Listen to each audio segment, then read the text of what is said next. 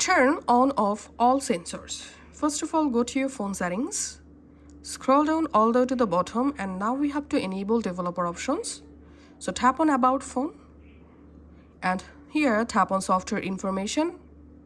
7 times tap on build number, verify your phone current lock, tap on OK, and the developer options will be added. Now from your settings, tap on developer options, tap on the search icon and type here tiles, and here go down and under developer options, here you will find the settings, quick settings developer tiles. Tap on that and just tap on quick settings developer tiles. Here enable sensor off. Once it's successfully enabled, now open your control, full control, and here you will find sensor off. To disable or turn off your phone all sensors, just enable this option, and you have successfully disabled all of your sensors.